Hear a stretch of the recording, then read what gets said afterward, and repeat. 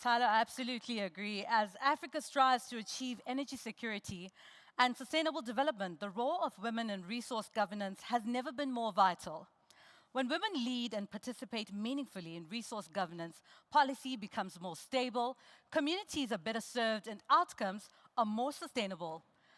Our first panel, hosted by the African Business Women Energy Network, explores energy security in Africa, why women's participation in Africa's resource governance matters.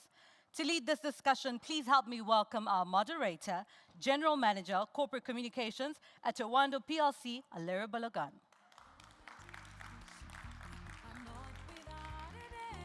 Joining Alero, please help me welcome Managing Director, One Titanium Tubulars, Tina Unachukwu. Please help me welcome back to the stage the CEO, BP Southern Africa. You've just heard from her, Taelo Mojapelo. Please also welcome Chief Experience Officer at S&P Global Commodity Insights, Stephanie Comardelle. Joining us, please put your hands together for Group CFO, PETROCI, So Adam. And lastly, ladies and gentlemen, please help me welcome the VP of Engagement and Advocacy at TotalEnergies, Marieme-Sav. Over to you, Alero. Thank you very much. Good afternoon, everyone. Standing on existing protocols. Before we dive into the panel session, I just want to give some context. Some things have already been said, but really just to set the tone. Today, 40% of Africans, approximately 600 million people, have no access to electricity, what we term energy poverty. However, energy poverty is not shared equally across genders. Women are disproportionately affected. Whilst that statement speaks to people having no access to electricity, energy poverty goes beyond access to electricity. 900 million people in Africa have no access to clean cooking fuels. Women spend up to 1,500 hours a year gathering firewood or cooking using unclean methods. The health impact from using biomass fuels as a cooking tool kills more women and children than malaria and HIV. I think we can all agree that when we talk about energy security in Africa, it goes beyond keeping the lights on. It's about unlocking our continent's full potential for industrialization, and that's what we consistently talk about. That's what we're invested in. However, the conversation rarely touches on how a gender-blind approach to energy access or energy security further perpetuates this inequality.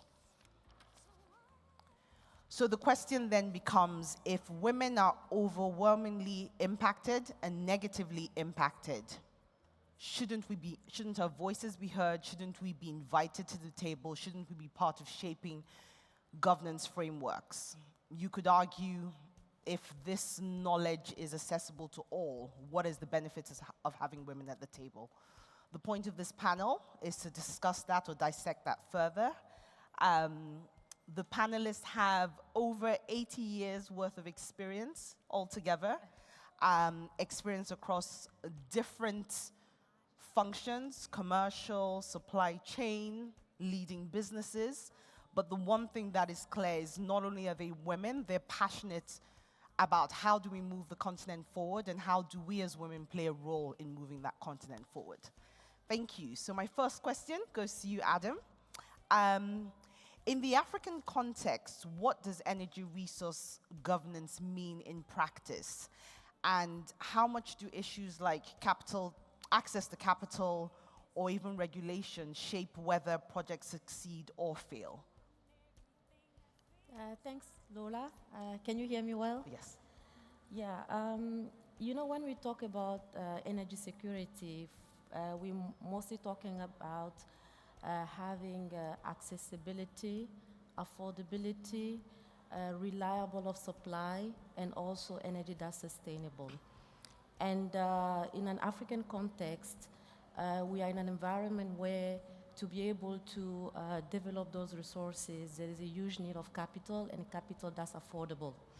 Unfortunately, the environment and the country risk and some of the regulatory framework that we have make that quite challenging, and also make some of the projects and some of these initiatives not affordable or profitable. So in an African context, it's very critical that we have rules and policies in place that support this affordability and access to capital, so this development can be made and then contribute to develop these vast resources that we have, which in the end will make those resources reliable and affordable, and which will also benefit women. And for women specifically, we know that when there is energy security, like you mentioned, women benefit or suffer from it the most. So these policies would heavily contribute to helping women benefit from those and also have a ripple effect on the economy. Okay, thank you. Mariam, so just going from what she'd said, talking about at the end of the day for any business, the idea is about, is it profitable? Not necessarily from a government perspective, but from your advocacy seat, what are some of the things that you think are critical to ensure that Africa's energy governance is truly people-oriented? And what I mean is, how do we sort of ensure that our governance systems are built around improving lives, not just serving the state or investors? Greetings to all. First of all, let me share how excited I am to be in this panel today. As chance would have it, I just transitioned into my new role 2 weeks ago after being the managing director for TotalEnergies in Madagascar. So I was really looking forward to leverage my operational experience into this new position. And what a great way to start it with such a panel with my esteemed co-panelists here, a very strong group of powerful women. So back to your question, Alero. I think I'm going to share 2 points. The first one being that, in my opinion, it's imperative to have community-led social impact assessments. I think that we need to flip the script. Oftentimes, what I have seen on the ground is that we come with pre-designed ways of doing things. Basically, as companies, we come with a preconceived notion of what are the needs of the communities where we're going to do business. Whereas when you think about it, whether it's women or youth, they are disproportionately affected by energy poverty. So to take into account what are their expectations in designing, in building projects, I think that would be a game changer. A second point that I would like to highlight is ensuring that we have public benefit dashboards. Transparency builds trust. And we've seen it firsthand. I will share an example for TotalEnergies. I think most of you in the room do know about our ECOP project. It's the longest pipeline that's being built between Uganda and the port of Tanga in Tanzania. There was a lot of noise about that project, but I think one of the things that we did right at TotalEnergies was to listen, was to engage with the communities, was to understand where they were coming from. And again, going back to my point about being transparent, sharing very updated KPIs, very updated dashboard.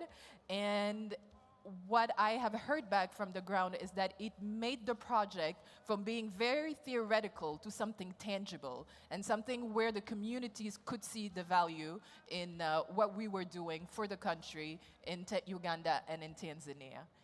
If I may add, Alero, I think that when we're talking about women's role in this energy governance, it's important to think in a very practical way. And one of the examples that I could share would be grid planning. When you think about a woman running a hair salon or running a workshop or whatever SMEs she's doing, it makes sense to engage with her, because if we're in a country where there's load shedding and she has access to electricity only in the evening, obviously we're killing her business in the infancy. So those are the kind of engagement that I believe having women in leadership roles will help us push forward. Back to you. Thank you. Okay, over to you, Tina. Why do you think it matters that women sit in the table in resource governance? So there's generally a lot of conversations about bringing women to the table, but this is really around resource governance. Why do you think it's important we sit at the table? Thank you, Alero.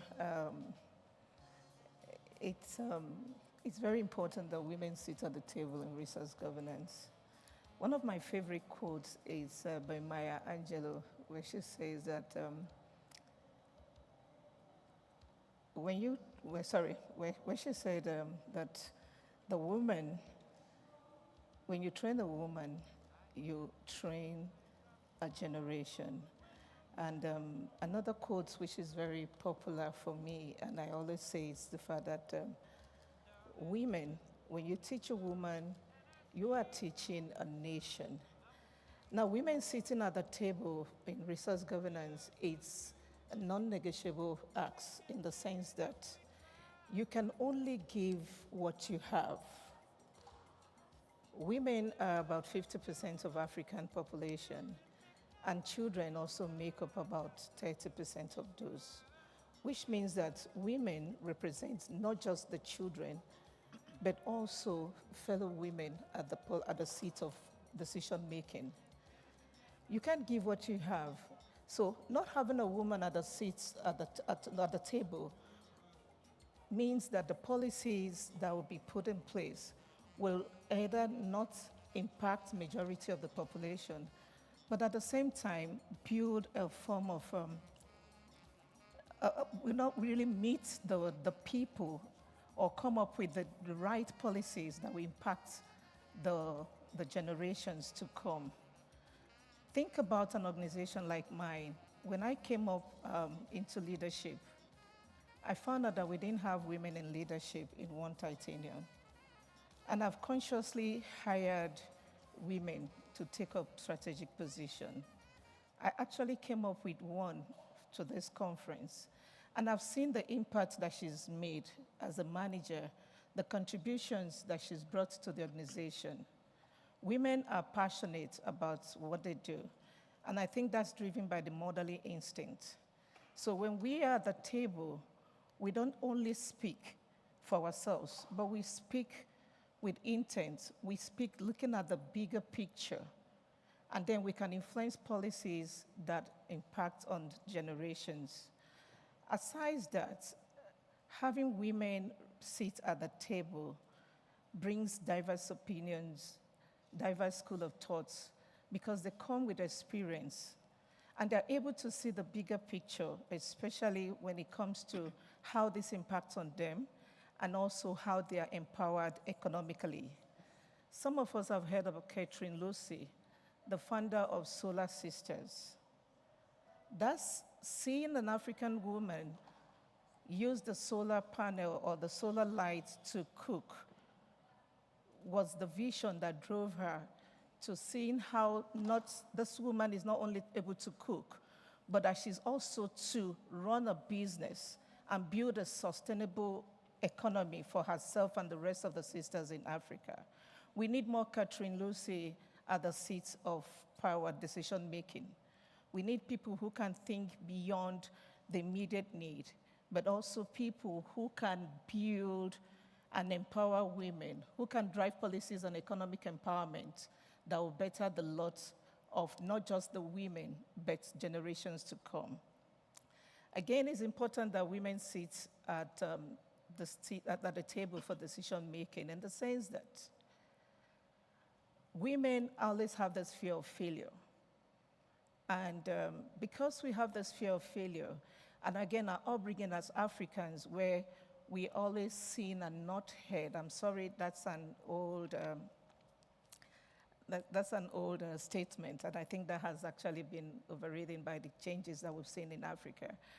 But we come up, and so once we have that opportunity, we want to make an impact. So when a woman is heard, given an opportunity to be heard, she speaks very loud, and she makes sure that she does not leave that table without making an impact. Back to the energy resources in Africa and her role, I think women shouldn't just be the number, but women should make the impact. I have an example. When I was in Baker Hughes, my previous job, I was made to lead the diversity and inclusion team for production solution globally. And then I was always speaking against women donning the coverall like the men do. And then I was able to instill the policy statement that made the company to change from having women don the long coverall to wearing the top and bottom. This gave confidence to most of the ladies, especially to our Muslim sisters who had to go offshore to work because they were not comfortable having to take that up. You might look at that as a simple initiative, but then it went further to empower people to go offshore to work and also give them the confidence to compete with their male folks. Thank you very much, Alero. Thank you. So what I hear is, as women, our lived experiences influence how we work and how we lead. So Taelo, just going off that, and this is specifically around women leaders. I know when we'd spoken, I talked about the fact that a large chunk of your experience was FMCG and then moving into oil and gas, and you were able to say to me that you were able to make that transition very easily. She talked about women sometimes being scared to sort of take on those leadership roles. How do you believe women's leaders' perspectives reshape priorities and how they approach energy security and the broader issues within the sector? Yeah, thank you, Alero. So, you know, when we talk about women leadership, I think sometimes we probably have a fallacy that women are fundamentally different from men. I hold a somewhat different view. Where I see this is, you know, diversity is good business. And personalities are unique to individuals. So you could be a woman and have personalities very similar to what a man would possess, or you could, you know, just hold your own personality. But having said that, you know, when you come in an environment that has typically been, you know, male-dominated, you need to be bold and courageous. And as you transition into leadership we start our careers as graduates, organizations need to recognize that you probably need a zebra approach towards, you know, recruitment. And this is defined by policy. And when you're a leader, you've got to make sure that you use that agency to influence that policy such that the organization, the look and feel, the demographics of your organization recognize that there are women that have come up as girls, graduated, and they need to be given an opportunity into the workplace. They're now in the workplace. How do we make sure that we recognize acutely that their life path is going to be somewhat different because biologically their makeup is different, and you put in systems that ensure that they don't fall off along the way? Because far too often, women are forced to make choices that they typically may not have wanted to make simply because of what their biological makeup is. I mean, you've got to have kids and so forth, and that puts significant pressure. So if you as an organization recognize that, you ensure that you don't create a natural bias towards the man who is going to be there at 4 a.m., you know, leave much later and so forth, and recognize that you actually need to assess that potential and talent. We're working in an ecosystem. It's a value chain. It's a supply chain. We have entrepreneurs. Working with those entrepreneurs, you have as a leader, again, you've got the agency, and you've got to ensure that your supplier base, your stakeholders that you're engaging, and you know, your customer, I mean, typically your customer base in many industries has probably got more women, because women, particularly in terms of, you know, having to procure things, have that responsibility for procuring goods. And, you know, you actually are engaging with women, making sure that your value chain also recognizes women along the way. And, you know, we've got very good examples on that. You know, when we took up the GTA project in Mauritania and Senegal, you know, some of the work that we've done along the way has ensured that, you know, the entrepreneurs that we've been training in that environment are largely women. And, you know, if you look at in Mauritania, for example, 65% of those beneficiaries are women. Come down to South Africa, we had an opportunity to transform our retail network in the downstream. And, in the last 5 years, we've actually transitioned and, we have women entrepreneurs. We're now up to close to 40%, down from about 10% in the last 5 years. And they are actually very successful. We also had an opportunity to outsource the secondary transportation. And, we also ensured that you bring women along the way. And as you do that, you start recognizing that you've got diversity of thought in there, and that also creates role models. We should not underestimate the importance of role modeling, because when you don't see people that look and feel like you in a particular environment, you tend not to want to gravitate, because the fear factor is normal for us, for all of us as human beings. So how do we make sure that we continuously have role models within the energy industry that, when a graduate comes in or a young person comes in, they recognize, I can actually be that, or I can be the next petroleum commissioner in, whichever government or market you are in, and making sure that we hold our regulators and government officials accountable for ensuring that they've got the right policies in place that ensures gender parity across the regulatory space. Okay, thank you. Stephanie, just following on from that, as someone that sits within the research and analytics space, what advocacy and research is required to deepen participation and leadership in this field amongst women in Africa? I know Taelo has given a lot of examples, but Marianne had talked about community-led social investments, understanding that a good number of women in Africa aren't educated, but like I said, are impacted. What are the kinds of things from an advocacy, from a research perspective that you've seen that can help deepen our participation? Absolutely. The community-led really resonates with me. I think that's something that's so important. I think the role model aspects is also really important. One attribute that I think, when I think of leadership, I think of resiliency. And this is something that I typically always associate with most of the women that I've encountered throughout my business life.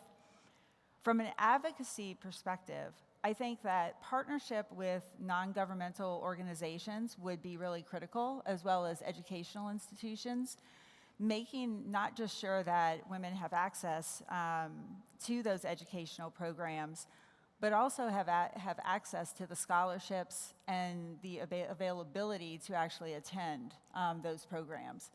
I think that education is always critical in how we grow and develop within our communities.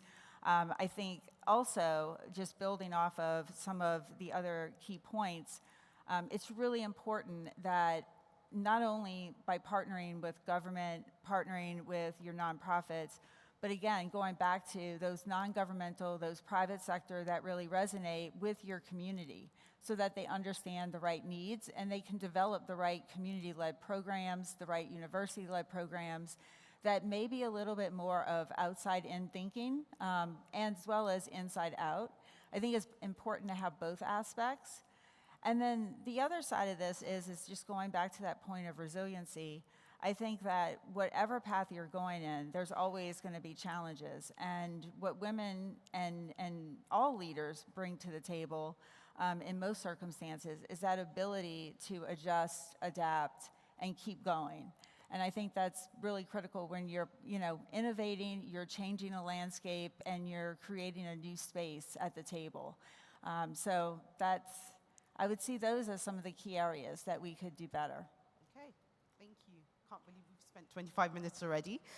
So I'm going to touch on policy and government. Adam, this is for you. When governments draft energy strategies, what are the kinds of financing tools they need to think about to give women more access to energy, gender-responsive budgeting? Basically, what are the kinds of finance-facing systems that ideally they should put in place to make sure women's needs are met? Thank you, Lola. I will say it's very critical whenever our policies are drafted that someone is looking out for us, and the best person to look out for us is ourselves.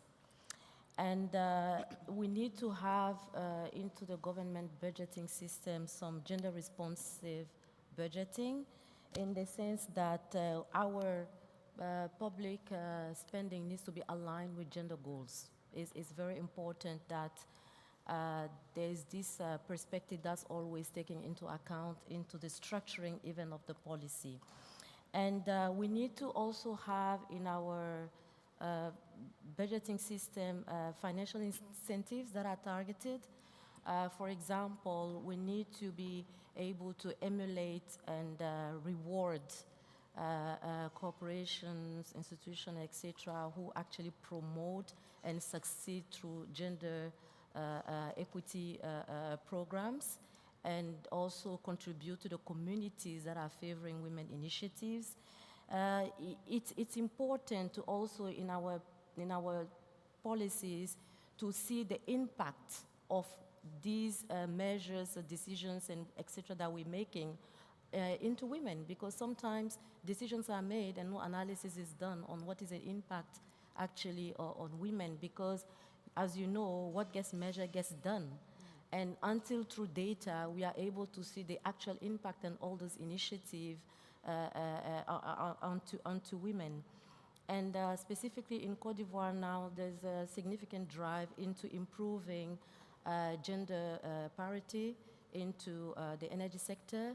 You will see there's more and more senior positions coming up with women leaders, and the results has been astonishing, because as people think, you'll think it's a male-dominated environment, but women actually have a perspective that sometimes gets overlooked, is that we tend to look into the contribution of all, and the benefit of the community. We tend to look into how a decision will impact the broader community group, youth, education. So there's so many aspects and perspective that we bring into the table that are not just, focused only into the financials and the P&Ls and etc.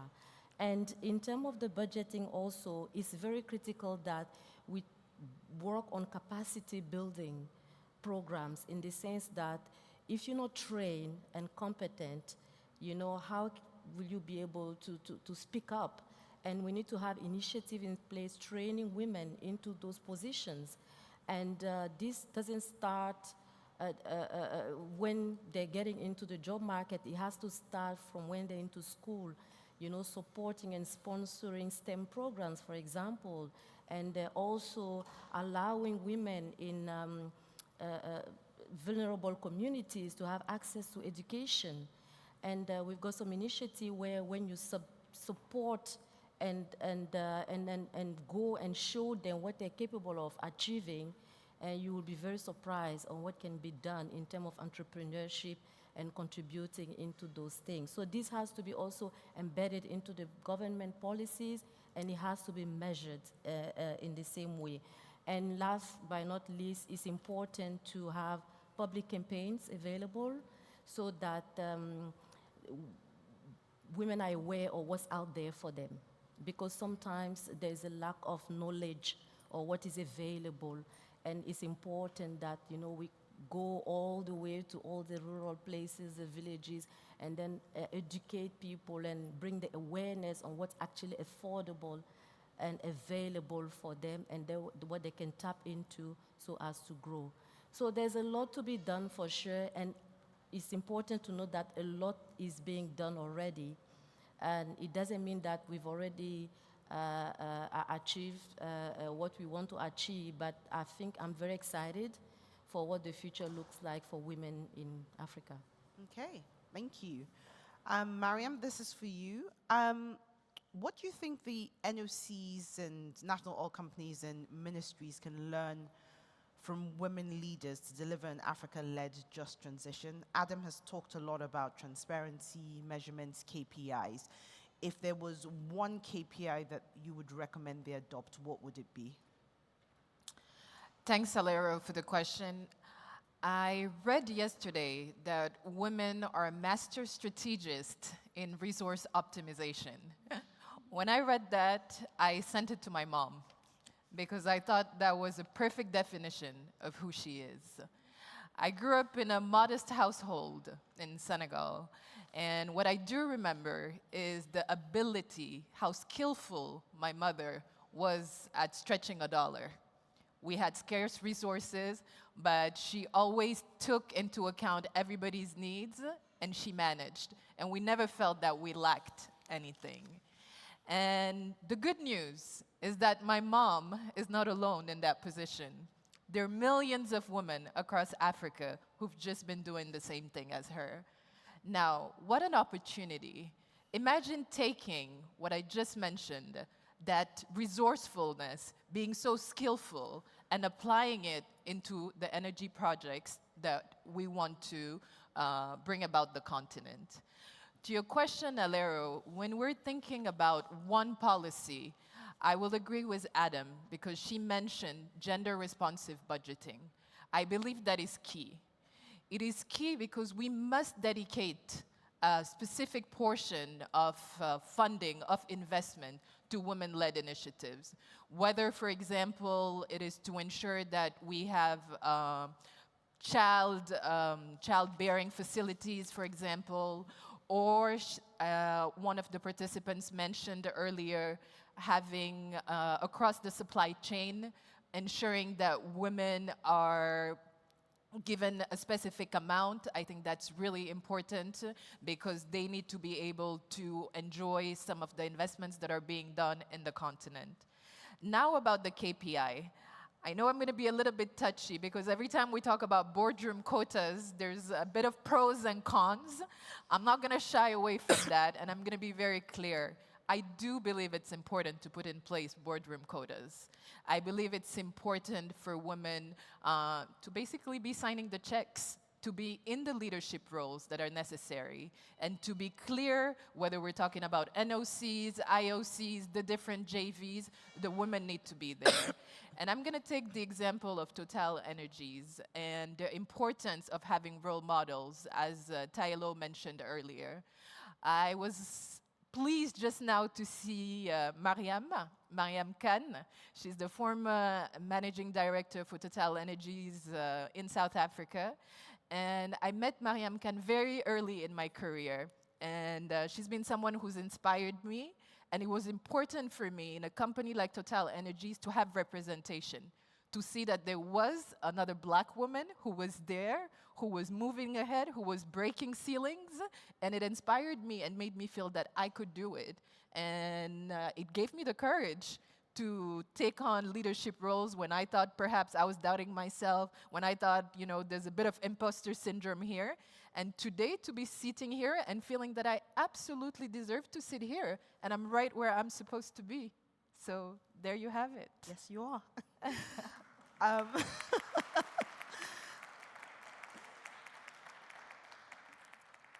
Stephanie, with many African countries reviving their energy strategies, this conversation, move to clean energy, don't drill. So with many African countries reviving their energy strategies, what will the gender-responsive energy policy look like in practice, not just in paper or on paper? I think that in order for you to truly open the table and be representative of all the constituents, you have to create that diversity, and you have to bring in the outside looks that you may not typically get when you're putting together what these things could look like. I think that it's incredibly important. And I keep going back to the community piece. You know, in my job, because I'm a little bit of an odd cat here, my job is all about making sure that customers have a great experience working with our company. And community is one of the main drivers. So when I think about when you're looking at how do you create the right policies, how do you start to create the right regulations, it is quite different, but it also has some of the same attributes. It has to resonate with the participants. It has to bring people in, it has to speak to their needs, and it has to address the things that are most important to them. And the best way to do that is to enable them to have a voice in those capabilities, in all of those decisions. And the only way you can do that is to look at your communities, look at your partnerships, look at your entrepreneurs that you may not always consider or think about, but that can bring that diverse thought in. And not just to promote, but to actually participate with them. So it's not just about funding, it's about also being an active part of how they're successful in getting the voice at the table and starting to have that impact on what the regulations and what do they need to thrive, and to bring that in to something that's much more practical and pragmatic. So it's not just inspiring, and it's not something that you just, and I love the measure, like, measure twice, cut once, yeah? So I think when you bring all of that in, it's truly about being active, being present, and just being thoughtful and intentional in how you react, how you listen, and then how you action. Okay. So I've heard gender responsive financing, I've heard entrepreneurship. Taelo, as you know, SMEs, which is where a lot of women sit, and we may not know it, but it's central to Africa's industrialization as it drives local economies. Yet it's often overlooked in energy planning. I know that you talked about BPSA doing a lot of work to support female-owned small businesses. How do you think women in governance can reframe resource allocation to better power SMEs and, by extension, strengthen energy security within the continent? Yeah, thanks, Alero. And I think in this instance, it's really how can everyone reframe the conversation of resource allocation? Because sometimes we make the mistake of assuming or leaving the burden of meeting women's needs to female regulators. I think this is where we need to also call upon men to recognize the importance of SMEs, the importance that women and SMEs play in the energy resource planning. And I think as we speak to the regulators, both men and women, we need to make sure that we're very clear around, the type of programs that we put in place to ensure that these women entrepreneurs remain successful. Because often we would put in programs and not really target them towards women. And half the time, by forces of nature, many men become beneficiaries of those programs. So we need to make sure that we literally, and going back to what Mariam was talking about in terms of quotas, it's important for us to actually be very deliberate. If we say we want to create independent women, we want to make sure that women take the lead in ensuring that, we work towards this energy poverty by 2030.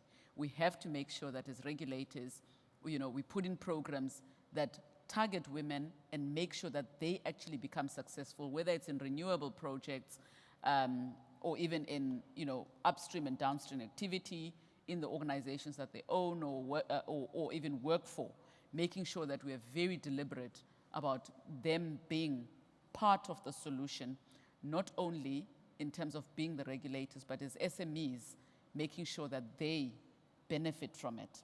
Secondly, the financing. Financing is a big issue, and I mean, the energy industry is very finance resource heavy. And in the absence of recognizing that, we run the risk of then leaving the women to just, the low value opportunities, and, the high value then belong elsewhere. Making sure that even as we go through that resource allocation, whether it's through governments or through private sector, the banks and so forth, and funding institutions, there are policies in place that ensure that, women are fully recognized, but also incubated along the way, because sometimes you expect to find, pick a woman off the street and say, there's funding. We have to incubate them if you want it to actually be sustainable and not run the risk of failed projects. So the concept of incubation must actually be driven across Africa such that we actually build them from grassroots levels to become, big successful organizations. Okay. Yeah. So there's a lot of talk around regulators, the government leading this, but the reality is Africa has peculiar challenges. Our government has competing priorities. So Tina, do you believe that the private sector could take more of a leadership role in ingraining gender into energy security solutions rather than waiting for policy? And what would that look like if the private sector took more of a role and got more involved in guiding the government and regulator in this area? Yes, I sincerely believe that the private sector needs to take the lead in policy making, especially around impact on the women and the resource allocation, especially in energy security. Why is this important? Because one, the private sectors have the resources or can make allocations of resources that can be channeled towards women empowerment or resourceful empowerment for the gender of the women. Secondly, you look at the fact that most organizations now have initiatives around gender diversity and inclusion groups. These are medium where they can easily listen to women, come up with strategies and solutions that enable the women to participate and also sit at the table. Such initiatives around, breaking the biases that exist in our industry. I hate when people refer to me as a female managing director. For me, that it's wrong. So it's either you're a managing director or not. There's nothing like, because I don't hear people say male managing directors.